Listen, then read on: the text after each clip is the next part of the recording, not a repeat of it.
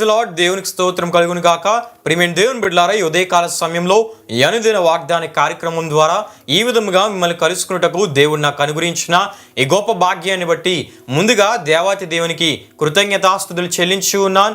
అదేవిధంగా ఈ అనుదిన వాగ్దాన కార్యక్రమాన్ని వీక్షించున్న ఆత్మీయులకు మీ అందరికీ ప్రభువైన యేసుక్రీస్తు నామంలో శుభాభివందనాలు తెలియజేస్తూ ఉన్నాను. ప్రియమైన దేవుని బిడ్డలారా, మీ అందరి కొరకు మేము ప్రార్థిస్తూ ఉన్నాం.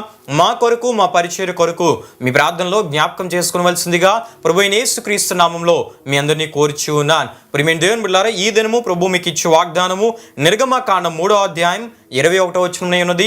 ఆ వాగ్దాన వచనాన్ని నేను మీ కొరకు చదువుచూ ఉన్నాను. ప్రార్థనాపూర్వకంగా ఆలకించవలసిందిగా ప్రభువైన యేసుక్రీస్తు నామంలో మీ అందరినీ కోరుచూ ఉన్నాను. ఆ వాగ్దాన వచనము ఈ విధంగా రాయబడి ఉన్నది. నేను ఈ జనుల ఎడల ఐగుప్తీయులకు కటాక్షము కలుగు చేసేదను గనుక మీరు వెళ్ళినప్పుడు ఒట్టి చేతులతో వెళ్ళరు. హల్లెలూయా, హల్లెలూయా. ప్రియమైన దేవుని బిడ్డలారా, ఈ వాగ్దానమును దేవుడు ఆనాడు మోషేతో హోరేబు కొండపై అనగా సీనాయి కొండపై, దీనినే దేవుని కొండ అని కూడా పిలిచినట్లు మనం చూస్తాం. ఇక్కడే దేవుడు మోషేతో మాట్లాడుతూ మోషేకు ఇశ్రాయేలుకు దేవుడిచ్చిన వాగ్దానంగా ఈ వాగ్దానం వచ్చినని దేవుని వాక్యంలో మనం చూస్తూ ఉంటాం. హల్లెలూయా, హల్లెలూయా.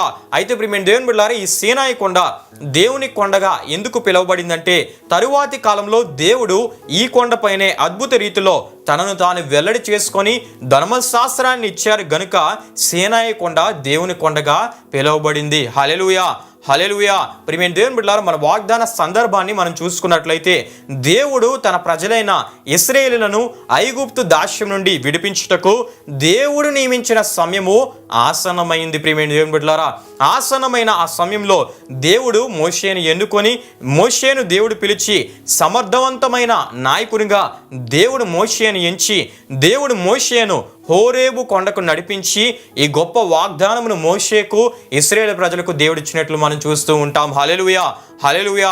అయితే ప్రియమైన దేవుని బిడ్డలారా, వాగ్దానం మనం చూస్తున్నప్పుడు ఈ వాగ్దానాన్ని దేవుడిచ్చినట్లు మనం చూస్తాం. నేను ఈ జనుల ఎడల ఐగుప్తీయులకు కటాక్షము కలుగు చేసేదను గనుక మీరు వెళ్ళినప్పుడు ఒట్టి చేతులతో వెళ్ళరని దేవుడు మోషేతో మాట్లాడుతూ ఇచ్చిన వాగ్దానపు మాటగా ఈ వాగ్దానాన్ని మనం చూస్తూ ఉంటాం. అయితే ప్రియమైన దేవుని బిడ్డలారా,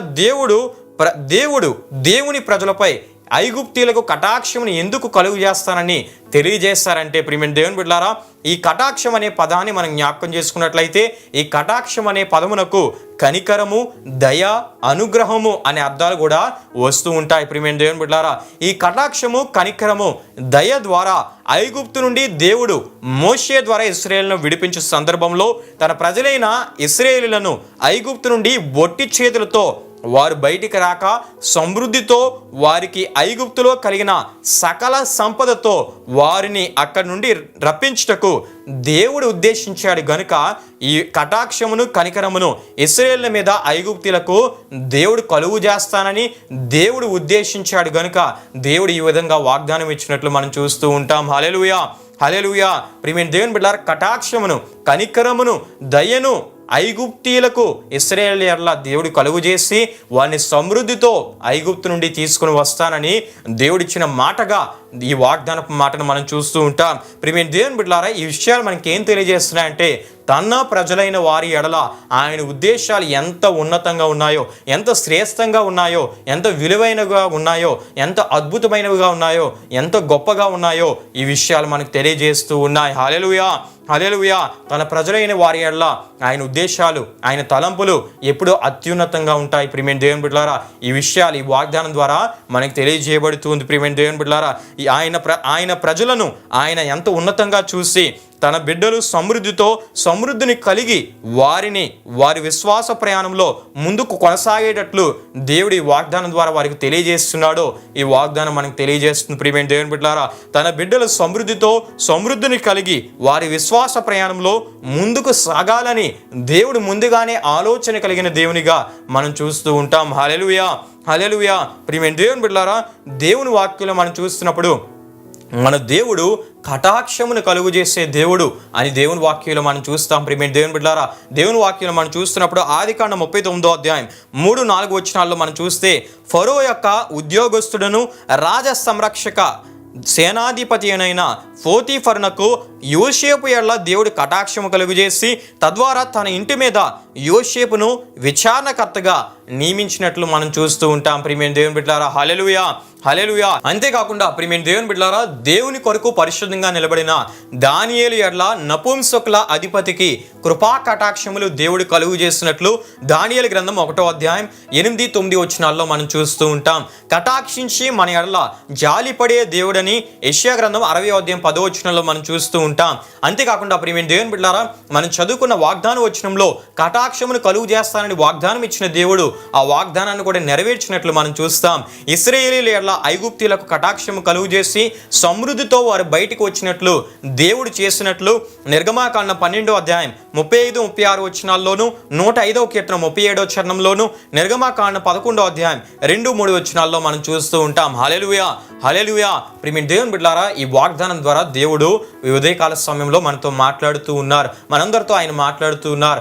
ఆయన కటాక్షమును కలుగు చేసే దేవుడని ఆయన మాట్లాడుతూ ఉన్నాడు. ప్రియమైన దేవుని బిడ్డలారా, ఆనాడు ఇశ్రాయేలు ఎడల ఐగుప్తీయులకు కటాక్షం కలుగు చేసి సకల సమృద్ధిని వారికి అనుగ్రహించిన దేవుడు నేడు ఆయనను విశ్వసించి ఆయన విశ్వాసంలో కొనసాగుచున్న మన ఎడల ఇతరులకు కటాక్షము కలుగు చేసి మనలను సకల సమృద్ధితో నింపి నడిపించే గొప్ప దేవునిగా ఆయన ఉన్నాడని ఈ ఉదయకాల సమయంలో మరొకసారి ఈ వాగ్దానం ద్వారా ఆయన మనతో మాట్లాడుతూ ఉన్నారు. హల్లెలూయా, హల్లెలూయా. ప్రియమైన దేవుని బిడ్డలారా, ఆయన కటాక్షమును కలుగు చేసే దేవుడు, ఉన్నత అధికారులకు మన ఎడల కటాక్షమును కలుగు చేసే దేవుడు, నాయకులకు మన ఎడల కటాక్షమును కలుగు చేసే దేవుడు, మన కుటుంబీకులకు బంధువులకు మన ఎడల కటాక్షమును కలుగు చేసే దేవుడు, అప్పుల వారికి మన ఎడల కటాక్షమును కలుగు చేసే దేవుడు, మనల్ని బాధించే వారికి మన ఎడల కటాక్షమును కలుగు చేసి మన విషయంలో వారిని వాడుకునే గొప్ప దేవుడు.